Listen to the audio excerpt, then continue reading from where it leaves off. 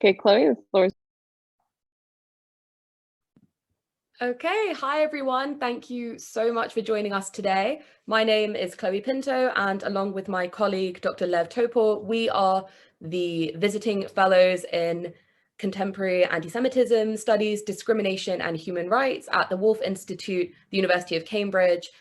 And we are so excited to have another event as part of our landmark fellowship training program in critical anti-Semitism studies. The aim of this program is to allow the ISGAP visiting scholars to deliver their latest research to the broader Cambridge community, and for our wider network of scholars to become part of the Woolf Institute, and for new ideas to be integrated into one of the most important academic institutions on issues of contemporary anti-Semitism. So we are so excited to have Professor Amy Elman joining us today. I've been a fan of Amy's work for so long. Amy is a professor of political science and the William Weber Chair of Social Science at Kalamazoo College in Michigan. She graduated from Brandeis University with a BA and went on to receive an MA and PhD in comparative politics at New York University. She has received numerous awards for her scholarship, including 2 Fulbright grants, a fellowship from the National Endowment for the Humanities, and a grant from the Sassoon International Center for the Study of Anti-Semitism at the Hebrew University. She has worked on behalf of women's rights and against anti-Semitism in the US and within Europe for over 3 decades. She has lectured and published widely on the response of states and the European Union to issues of citizenship, migration, violence against women, sex discrimination, and anti-Semitism. She has published 4 books, and her most recent book, The European Union, Anti-Semitism and the Politics of Denial from 2014, explores the conditions that precipitated the EU's efforts to stem anti-Semitism and considers the consequences. The title of her talk today is Misguided Optimism, Germany in 1930, Today's EU, and Transnational Redress. So please join me in welcoming Amy to speak with us today. Thank you, Chloe. I'm delighted to be here with all of you. And thanks for all of you who are Zooming in now. I'm especially honored to be part of ISGAP's Woolf Institute at the University of Cambridge. Today's lecture, as you may have figured, is very much in keeping with my last book about anti-Semitism within the EU and its politics of denial. But today I'll be reflecting some on the lessons that we might be learning as the world's largest refugee crisis since World War II unfolds and Putin pursues the eradication of the Iranian people. So let me begin by noting that with an urgency to really understand the powers that the European Union might possess against evil, there may be no better time than now to explore the EU's recent responses to anti-Semitism, limited though many of them have been. So why don't we go to the next slide and note that, thank you, hold on. Here's the next slide. I want to go to this slide here and note that the EU was forged in 1951 at the Treaty of Paris, seen here. It was forged in the aftermath of World War II by those who believed that an integrated Europe could stem the ethnic antagonisms and anti-Semitism that really helped turn a tumultuous Europe of the 1930s into a graveyard by 1945. And that this happened, I'm sure, is not lost on analysts who wonder whether the EU can withstand, much less counter, the resurgence of barbarism on the continent right now. Is faith in the European polity misguided?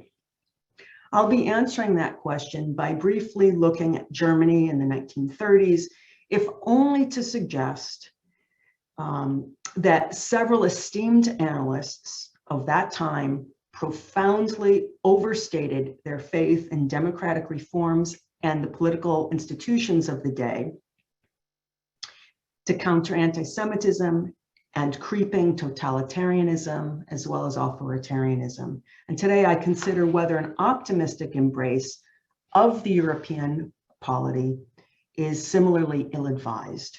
So to begin, let's go to the next slide. So it's instructive to recall the interwar years of the last century, and that in 1926, the Nobel Peace Prize went to 3 foreign ministers of Britain, France, and Germany, to 3 men who helped establish the League of Nations. Liberal internationalists at the time were thrilled. Mass electoral politics had emerged, and by the 1930s, as you see in the second point, most European countries had extended suffrage to men, and 1/3 of those to women as well. Anti-Semites at the time were jailed for hate speech, and a range of restrictions imposed against Jews throughout most of European history had been lifted.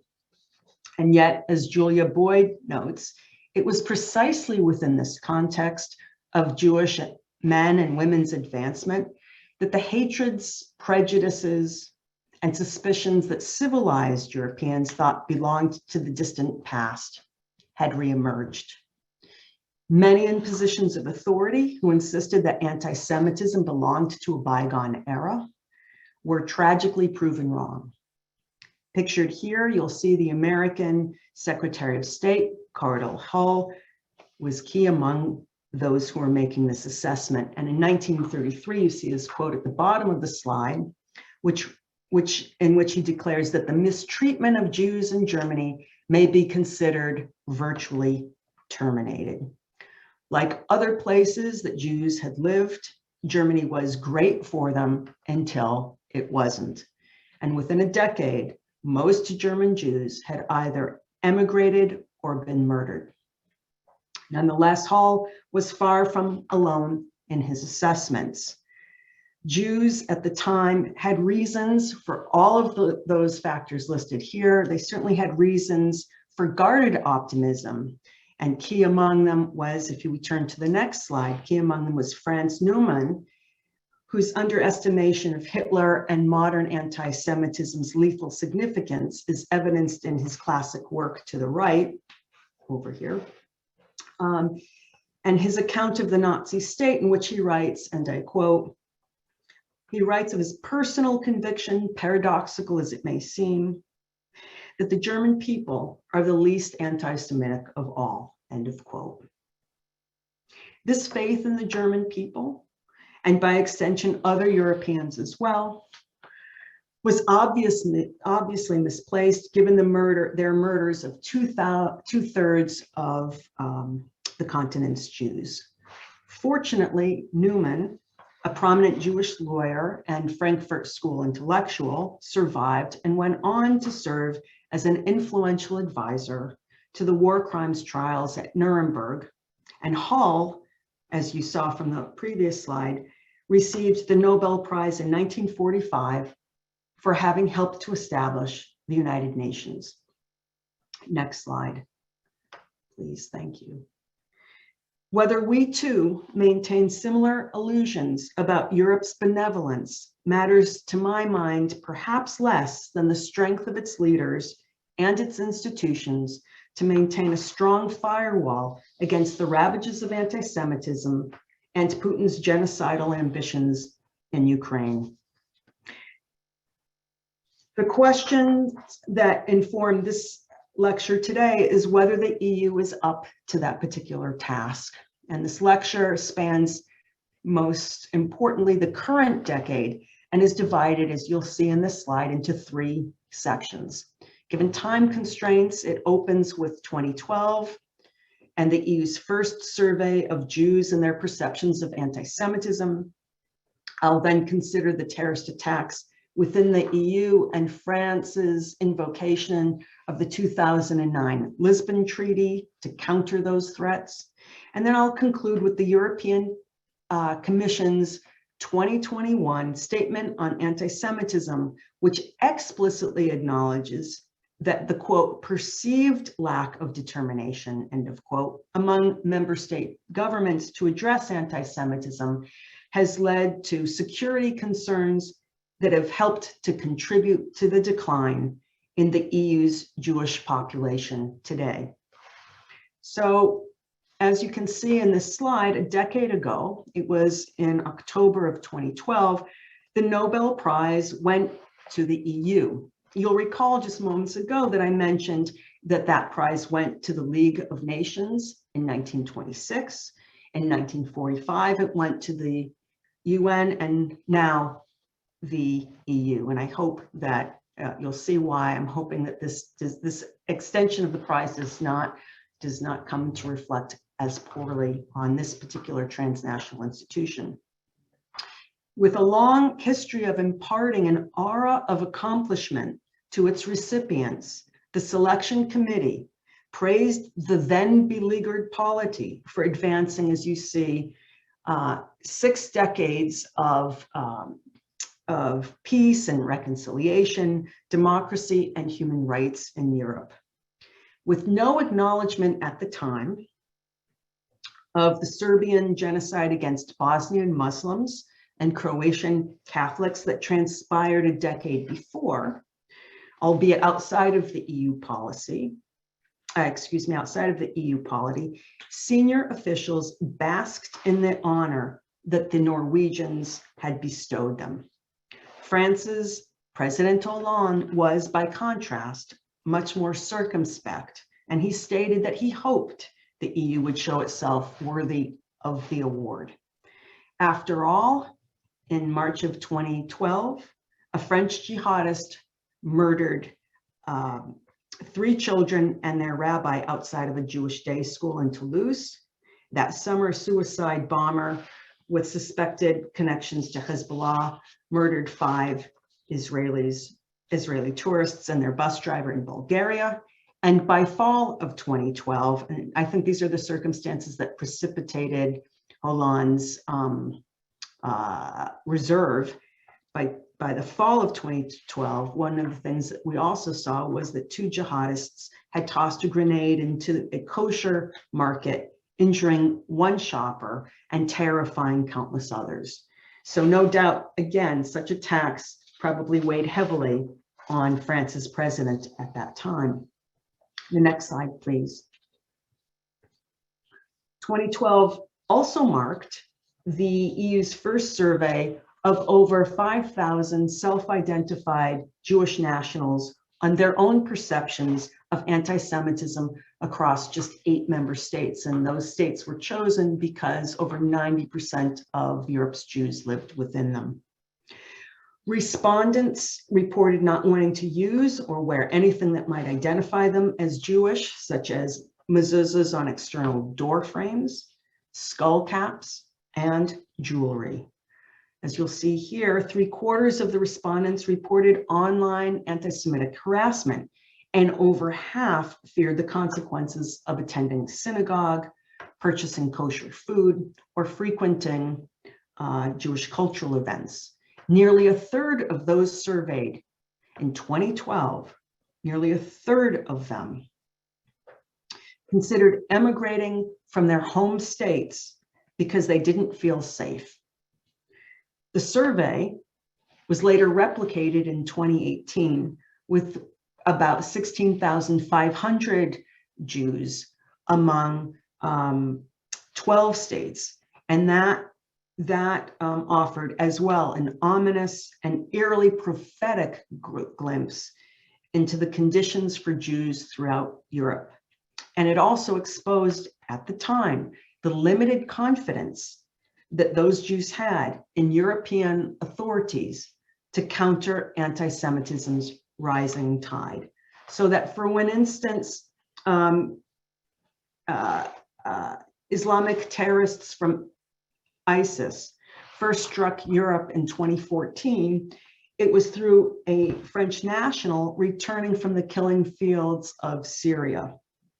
Walking into the Brussels Jewish Museum, a museum in the heart of the EU, he shot 4 people dead in less than 2 minutes. The EU's response then was so muted that Europe's Jewish communities understood that they were left to reckon with the consequences of that and other terror, essentially on their own.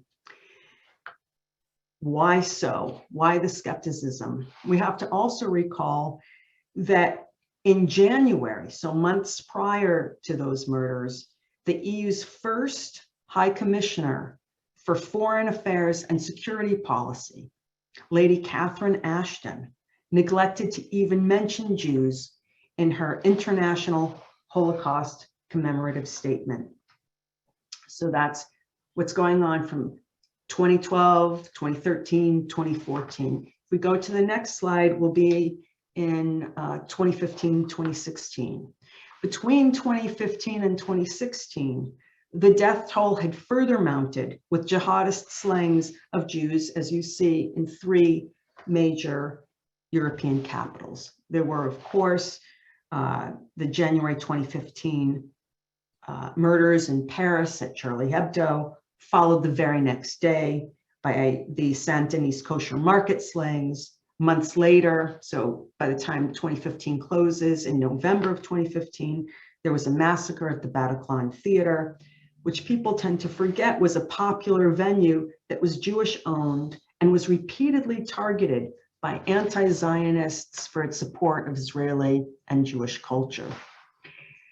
That particular attack was planned by the Islamic State in Syria. It was organized in Belgium, where many of the terrorists lived, and it was carried out by EU nationals who also trained in Syria before returning to Europe through Greece by passing as refugees. This particularly chilling example underscores the rather porous nature of the EU's borders and the transnational dimensions of Jew-hating networks. Soon after, in 2016, a Danish jihadist national gunned down a film director at a free speech event at a Copenhagen cafe. He did that before then training his sight on a security guard and murdering him outside a nearby synagogue. Weeks later, the suicide bombers who actually assisted in the Paris attacks that I first mentioned struck again at the Brussels airport. Their initial plan was actually to detonate bombs in the departure area for Tel Aviv. If for those of us who are listening, the anti-Semitic character of all of this terror is clear to us, it seemed less clear to the EU's Commission President at the time, the President of the European Parliament, and countless others, including the former head of the EU's Fundamental Rights Agency. Impossible, it seems, to oppose on its own, these EU officials condemned anti-Semitism only within contexts that also acknowledged discrimination against others. So if we go to the next slide, we'll see that nonetheless, the tepid response from the EU's top officials did not preclude the French president, who at the time was Hollande, from taking the EU into absolutely uncharted territory on November 17th of 2015. On that day, Hollande sought and he swiftly received the unanimous endorsement of all then, this is pre-Brexit, of all then 28 EU member states to strike against ISIS in Syria and Iraq. Hollande's insistence that the jihadist attacks in Paris and Saint Denis comprised a war not only on France, but on Europe as well, allowed him to invoke the 2009 Lisbon Treaty's Mutual Defense Clause mentioned here in the slide. It states that in the event that a member state is subjected to, quote, armed aggression on its territory, member states have, and I quote, an obligation of aid and assistance, and then I've highlighted, by all means in their power. That particular stipulation that each state's contribution be consistent with its security and defense policies left everyone a large margin of maneuver. For then neutral states, and again, then neutral states like Austria and Sweden, fulfilling that particular obligation meant greater intelligence sharing. And for others, like for example, Spain, it meant the provision of logistic and military support, though also not without Spain being able to express its reluctance to place boots on the ground.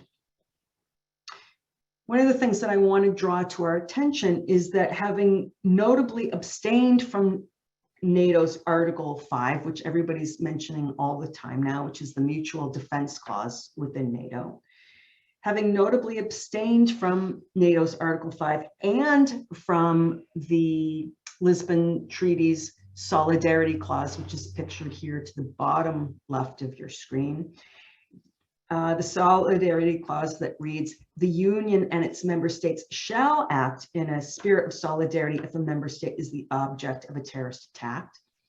President Hollande avoided interference from Washington, right, not invoking NATO, and he also managed to avoid too great a reliance on the EU's top institutions, including the European Commission, and in particular, the European Parliament. The European Parliament had he tried to go through the Solidarity Clause, it would have required a cumbersome and a very time-consuming process compared to his direct bilateral negotiations with all of his European partners in the European Council. So Hollande's embrace of the Lisbon Treaty's Europe's common security and defense policy signaled France's own struggle to honor its military obligations abroad against ISIS, while also significantly attending to the increased vigilance necessary to provide security at home for people. While it's certainly possible that this particular use of Lisbon's mutual assistance clause mentioned in this slide was mostly symbolic because operations against Islamic State were already ongoing in ways that did not result in an increase of Europe's overall presence.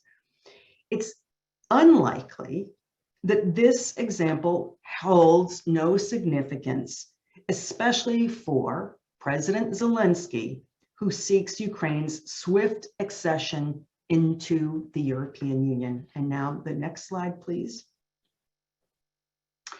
Thank you. Commentators are really quick to emphasize, as I mentioned earlier, NATO's Article 5 and/or Ukraine's dedication to so-called Europe's values, by which they mean democracy.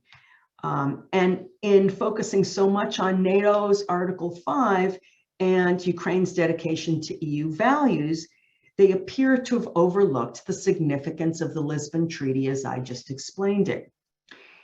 The treaty is significant in explaining both Zelensky's unstinting desire for EU membership, and it also helps to explain the current French president's accession fatigue.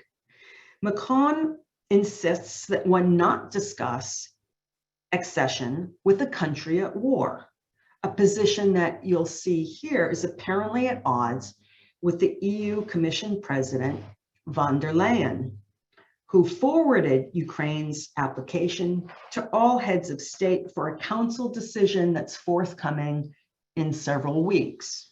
Surely she knows that applicant states require the unanimous endorsement of all member states, an endorsement that Macron, as of last week, still will not provide.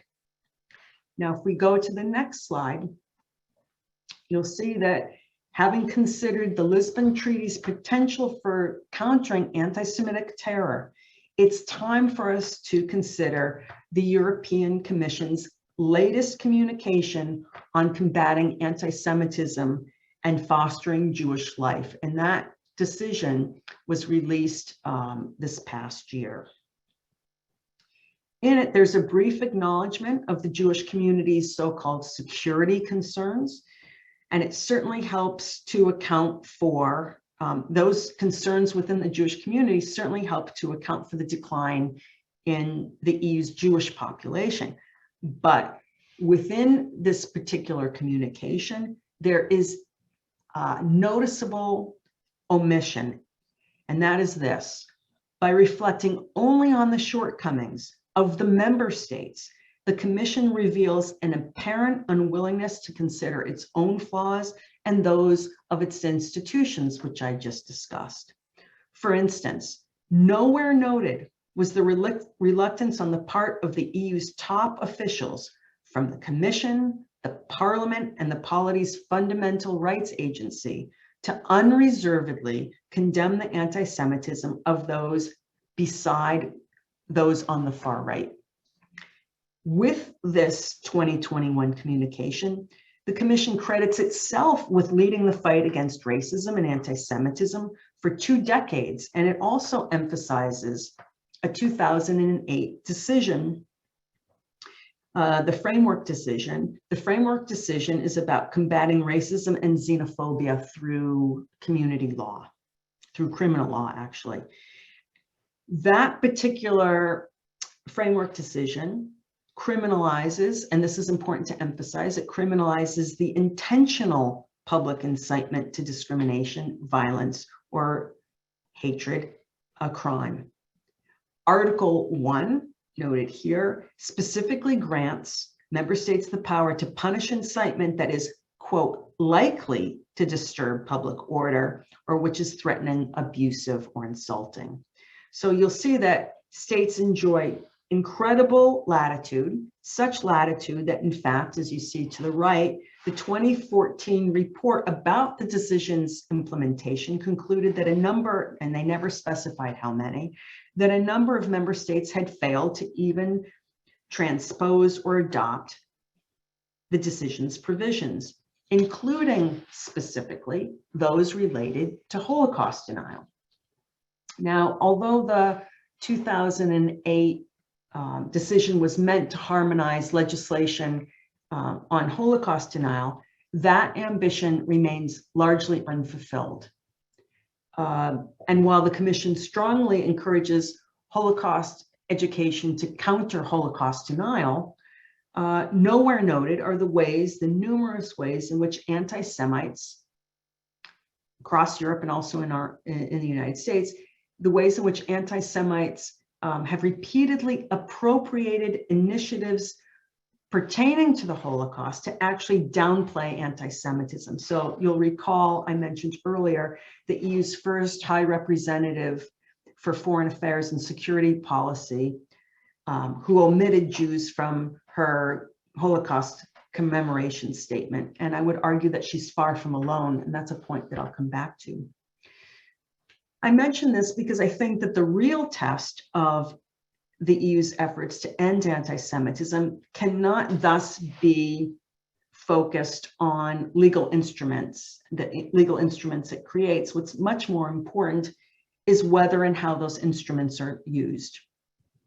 So let's get to a series of conclusions, and that's the next slide.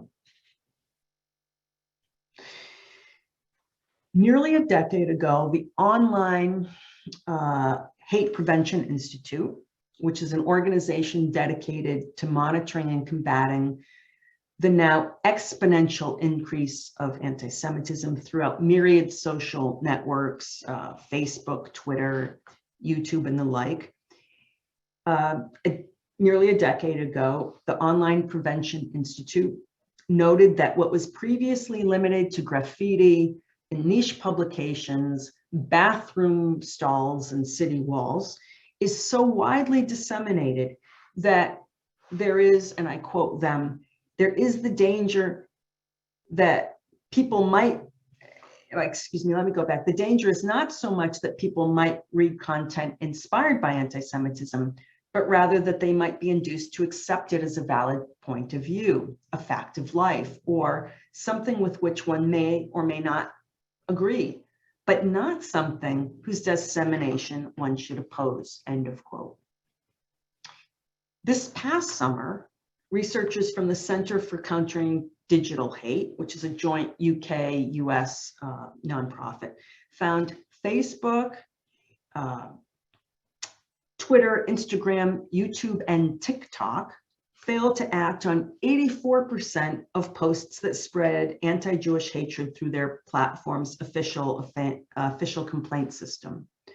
More concerning, perhaps, was the finding that the platforms were especially poor at acting on anti-Semitic conspiracy theories, and Facebook was the worst offender. If the profits that derive from such posts help to explain the tepid response to those that are anti-Semitic and to those posts that are anti-Semitic, and by the way, uploaded online every 83 seconds, according to the World Jewish Congress, then financial penalties might incentivize redress.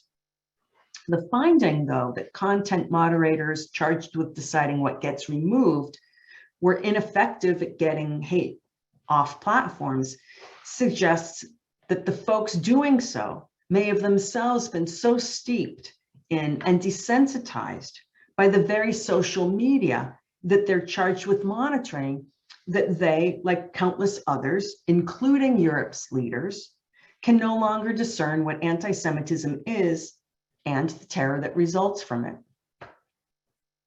This problem, by the way, extends not just to those who might be considered qualified to remove offending materials from the internet. It might also affect those regarded as qualified to provide additional training to those monitors.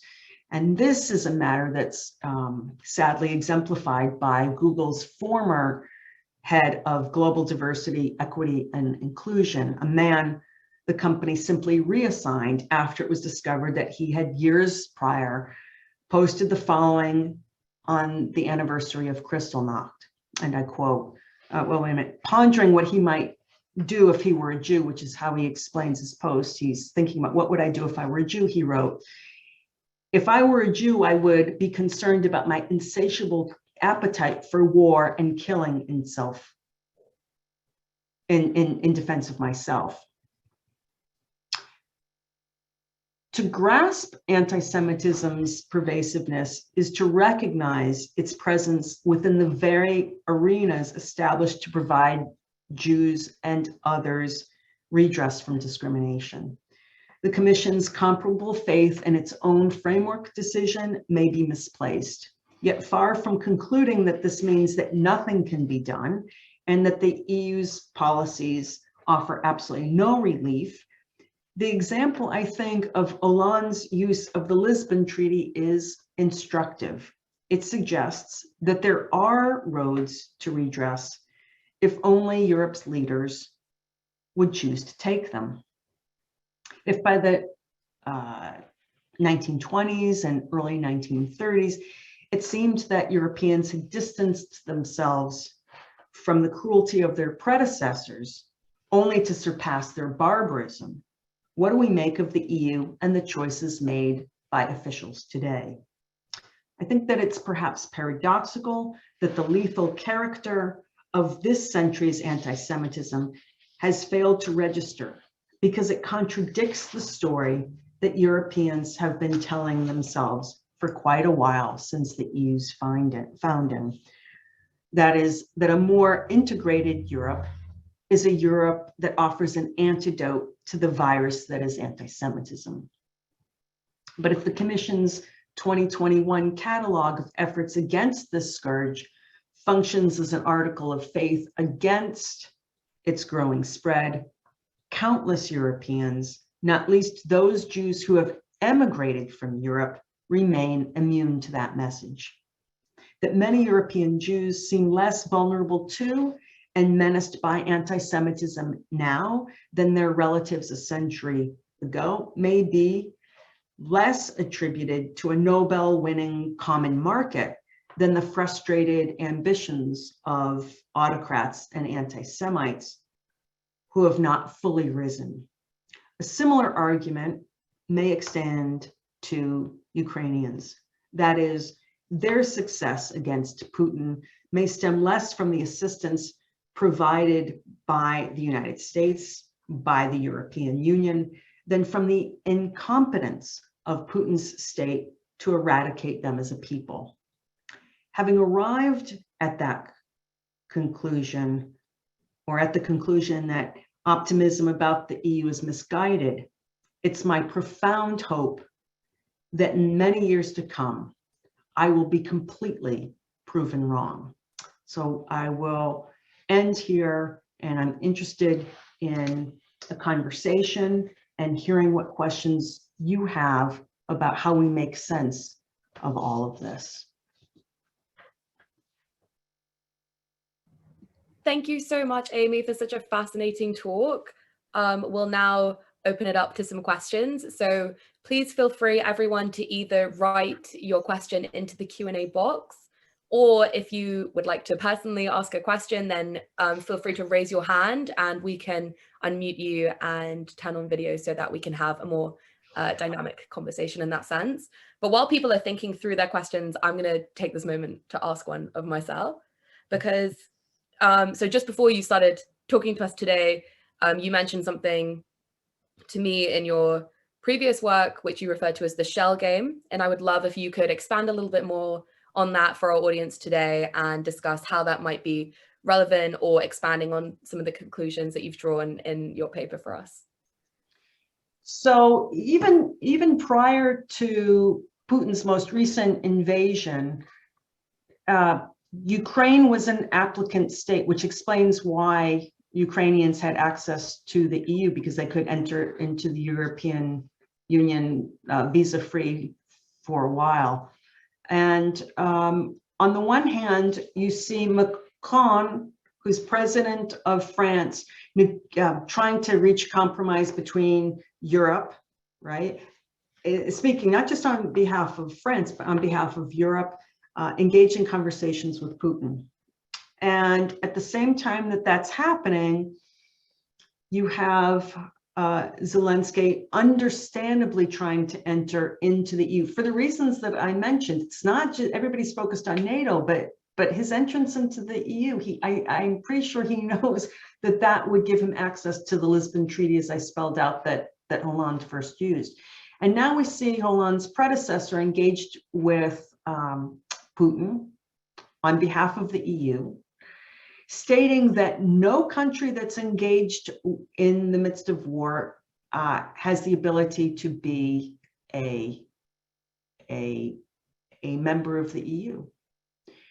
That forecloses the possibility, just him, just one head of any member state, that forecloses the possibility of anyone taking seriously the notion that we're supposed to hear in June, that all of the member states are about to hear this. And you see the Commission's president being very, very explicit that this is a special case and we're going to hear, and that Ukraine is part of the European family, and all of that lovely sounding rhetoric, as if the Commission is on the march to include Ukraine, when in fact you can't send Macron into negotiations and have him say that Ukraine, this was as of last week, that it'll take decades for them to become a member. They don't have decades. So, this is the shell game. We're supposed to watch that, oh, we're going to wait for a council decision. Well, you already have one of the major players telling you that he's not going to allow for this. So you have this whole discussion of the European family, while technically she knows that that's just not going to happen.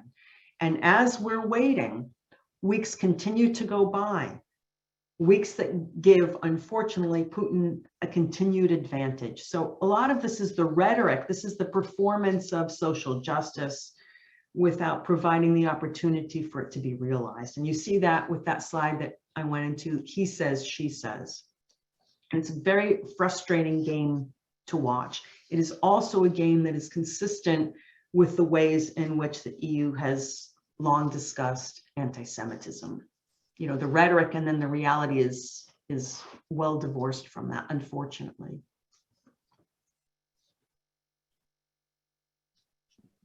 Thank you. I have so much more I'd love to know your opinion on regarding the performance of social justice, but I'll turn over to some of the questions that we've been receiving. We have a question from Professor Asha J. Matathias, and please forgive me if I say anyone's name incorrectly. I'll try my best. The Russia-Ukrainian war exposed the dirty secret of Christian Orthodox anti-Semitism. For unlike Catholicism that reformed its catechism in 1965, the Eastern Rite continues to preach Jewish blame for the crucifixion. When and how can structural anti-Semitism be tackled? I think it can be tackled when we're honest about the functions that anti-Semitism serves in the constant promotion of the kind of hate that we see now, whether it's Putin's efforts to deny that there is a Ukrainian people, or whether or not, as we see in my country now since this weekend, great replacement theory, which holds that Jews are trying to replace white people, and we see the slaughter of 10 African Americans in Buffalo. So I think that anti-Semitism is central to a lot of this, and you just gave an example of it. And I think that if we're serious about confronting racism, that we have to take this on. So thanks for the question. Okay, our next question comes from Corey Vincent. What impact, if any, do you think the EU-Euro area's attempt to aggressively shift away from Russian fossil fuels in favor of Middle Eastern energy sources could have in further undermining the EU's ability to coordinate future responses to anti-Semitism? Could rapidly shifting energy politics open the EU to increased external influence? Well, the EU has been long subject to the influence of anti-Semitic authoritarian regimes going back to the 1970s with the oil crisis. And I think that explains a lot of the EU's anti-Semitism from the 70s. We see the continuation of that. I think the only way out of being so dependent upon regimes that are profoundly anti-Semitic is by adopting a more green policy. And if you look at what's happened with Germany's response to all of this, I'm not too sanguine about the potential. But yeah, this goes back to the 1970s and OPEC. So I think that we're seeing more of it, although more explicitly dangerous. And unfortunately, we're heading into, I think, and I hope that I'm wrong, a third world war over it. Okay, to everyone watching, please continue to send in your questions as they come to you. Something that struck me as you were giving your talk today, and as you just stated in one of your previous answers, was about this performance of social justice. And you mentioned how right at the beginning of your talk, certain attitudes were perceived to be in the past or incongruous with a kind of shift towards certain values. And I was just wondering if perhaps you could elaborate more on a conceptual level about the role of social justice as something that is performed or articulated, and how what role that is playing in this global arena. I really appreciate the question, because when I first agreed to do this, I really was going to focus so much more on the 1930s. And in the last week or so, I realized I can't do that with the world's fastest growing refugee crisis since World War II. And focusing originally on the 1930s, I wanted to get us away from this thinking that there was some sort of direct unilinear march towards fascism. I wanted us to understand that so much of what was going on in the 20s and 30s was to be welcomed, much as some significant dimensions in progressive politics play out today. And at the same time, realize that just as now, people assumed that the march of progressive movements, the extension of suffrage, the strength of the feminist movement to extend suffrage to women, the rise of what was then a gay male movement, the environmental, there was going back to the last question, there was a strong environmental politics, but not to be so naive as to have people thinking that the development of all of that social, quote unquote, social justice work was to the exclusion of anti-Semitism. Because if you look carefully at the Nazi movement, that movement was a radical youth movement. And many of those who were involved within it saw themselves as progressive. They wanted another way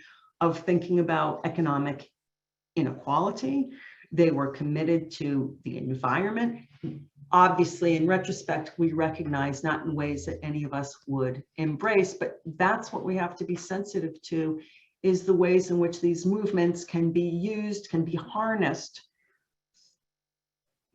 against Jews. And so in the 1930s, I would argue so today. In my other work that focuses a lot more on this, the harnessing of the Women's March and so on. So that's what I had in mind before trying to deal with the Lisbon Treaty. Okay, thank you. So I know that Lev has a question, and I can see that Robert Seedy also has their hand raised to ask a question. And then after that, we have a question in the chat from Avi Gold. So we'll proceed in that order. So Lev, please. Thank you. First of all, thank you for a wonderful presentation. Sadly, I agree with the majority of the things you said and mentioned. Things are not looking great, and thus my question is that in October of 2021, the European Commission presented the, I think, first ever EU holistic strategy on combating anti-Semitism and fostering Jewish lives. I'm pretty sure that's the main title. Maybe it's longer, but that's, yeah, anti-Semitism and fostering Jewish life. So they are suggesting a solution. What do you think about this solution? And can you propose maybe other solutions as well in the EU, sorry, and for the US, perhaps? Well, I did look through that 2021 document with great interest, especially given my book that was out in 2014. And again, the thing that really shocked me and would help a great deal is for the EU itself to acknowledge its own shortcomings. Again and again throughout that document, it praised itself, its institution, the Commission, that they were doing a wonderful job for many, many years, which isn't really the case. And what they did was, this is what concerns me, they offloaded responsibility for the implementation of some fine developments, like the decision, the 2008 decision that I noted. They completely offloaded that and made it the responsibility of the member states. If we take seriously Hollande in using the Lisbon Treaty, he said, and I love this quote, he said something like, it's not unity that creates power, it's power that creates unity. So for the EU to offload it on to the member states and blame the federal structure without taking a more unified approach that is self-scrutinizing, we're not going to have any meaningful change. And that's what bothered me about that piece from 2021. Thank you. Yeah. Okay, thank you. I believe that Robert CD has lowered their hand, so we'll now move to the questions in the Q&A. This one is from Avi Gold.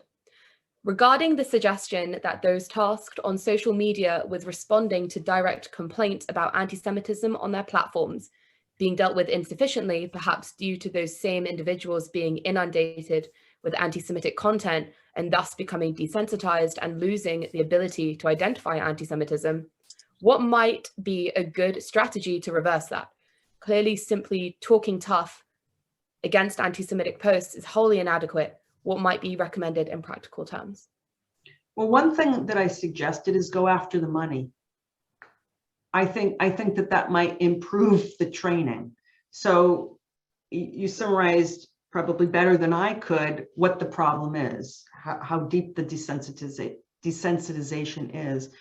But going after them because they keep doing this because of the profit incentive through lawsuits, I think would provide a significant remedy for better training in the community. But at the very beginning of this talk, I really want to encourage people, if not just with questions, but if you have ideas, I'd really like to hear them.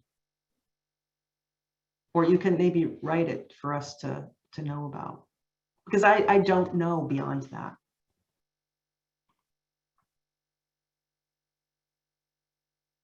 Yeah, I'm sure we'd all love to hear further contributions from everyone. Yeah. Our next question comes from Diane Coons. I was interested in your comments on the role of anti-Semitism in the formation of European integration movements. I wonder if you expand on the views of men like Schuman and Monet on the future of Jews in Europe. So I don't think we have enough time to go into that. I will tell you that you probably wouldn't be surprised to know that some of the founders of the European Union themselves were not the most woke, shall we say, about anti-Semitism. So I think that's part of the problem. It did not, though, then as now, prevent them from kind of wrapping up their ambitions for an integrated market. It didn't prevent them from suggesting that market would be some sort of panacea to all forms of discrimination, including anti-Semitism. And that discussion is actually baked into the Treaty of Rome in its preface from 1957. Okay, thank you. So we have about 5 more minutes for further questions. So if you have anything that you need answered, now is the time. We have another question from Professor Asher J. Mattathias. Zionism is still perceived as part of a vaunted non-existent Jewish conspiracy a la the Protocols of the Elders of Zion, a bestseller, though a fraud, as is Mein Kampf. Why does anti-Semitism have traction as another form of anti-Semitism when the idea is to accept the notion of a Jewish homeland? And that's actually kind of similar to a question that was asked by the anonymous attendee regarding the pathology of the Jewish state and possible substitutions of hatred of the Jew to hatred of the Jewish state. So yeah, we can actually weave some of those questions together in that sense. So again, and this goes back to another question that was asked moments ago. If the EU is going to be serious about fighting anti-Semitism, it has to take on directly the kinds of anti-Zionism that seems to be almost baked into the ways in which some of its senior folks address or try not to address anti-Semitism. And this goes back to Lady Ashton. I mentioned her comment when it came to, or the absence of any recognition of anti-Semitism in her Holocaust commemoration statement in 2014. It's also worth noting that in 2012, when you had the murders of those 4 folks in Toulouse at the Jewish Day School, she automatically started to talk about the murders of Palestinians in Gaza. So this is just all the time. I gave the example of the slaying of the security guard outside of the Copenhagen synagogue. And when the Israeli ambassador was on a Danish radio program, the Dane asked him to consider the ways in which Israeli behavior was responsible for that terrorist attack. So we were getting this all the time. And then he explained how anti-Semitic it was to actually blame the Jewish state for the murders of Jewish EU nationals within the polity. So we see this all the time. Also, last but not least, because I mentioned the Fundamental Rights Agency withdrew, after having informally adopted it, withdrew the IRA definition of anti-Semitism, which recognizes the ways in which anti-Zionism functions as anti-Semitism. So these are the reasons that I am skeptical about the EU in taking action against anti-Semitism and always blaming the member states when its officials and its agencies don't take Zionism as anti-Semitism seriously. Yeah, yeah, thank you. So we have another contribution from Abby Gold, and then I will ask you the final question as it relates. Okay. So Abby writes, in my opinion, a major key to tackling online anti-Semitism is looking in greater detail at how Jewish people themselves perceive anti-Semitism. When some Jewish people themselves insist that content is not anti-Semitic and add their "as a Jew" stamp of authority, it makes it especially challenging. So Amy, just to bring this back to your point of view, looking forward, what's next for your research? What sorts of directions do you see your findings going in the future? And what might be next on the horizon in terms of your work in this field? Well, one of the things that I hinted at was whoever receives the Nobel Prize, you know, if we did this as a prediction of what's going to happen, doesn't look too good. So I actually want to talk about, quite seriously, the ways in which folks who are in positions of authority on human rights, and this is not new in this way, but I want to do it from a more institutional framework on a transnational level, the ways in which those kinds of awards further perpetuate the authority of individuals and institutions that consistently prove that they're not up to the task. Getting back to Professor Gold's observation, I would only add that there's nothing unique about Jews, that all oppressed people, sadly, all oppressed people, sometimes contribute to the very oppression that in the end, you know, bites them in the butt. So this is a problem not just for Jews. It's the problem of what it means to be an oppressed people. Yes, well, that brings us to the end of our time together. So allow me to take a second and once again say thank you so much to Professor Amy Elman for joining us today for such a fascinating talk. And thank you so much to the Wolf Institute and to ISGAP and to all of you for joining us today. I'm sure we all learned so much and we'll take so many of these findings with us as we move forward. I'll also just mention two very exciting events that we have coming up. The first is our international conference on critical anti-Semitism studies entitled Global Anti-Semitism, A Crisis of Modernity Revisited.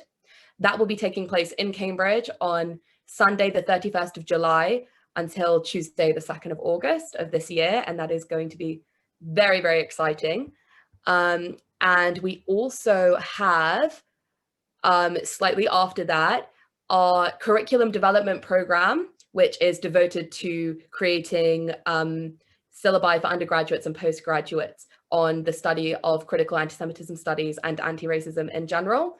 And that will take place at Pembroke College, Oxford, from Sunday, the 7th of August until Friday, the 19th of August of this year. And information on both of those events can be found on the ISGAP website. So once again, thank you so much, Amy. Thank you so much, everyone, for joining. And we look forward to seeing you at the next event. Thank you. Thank you.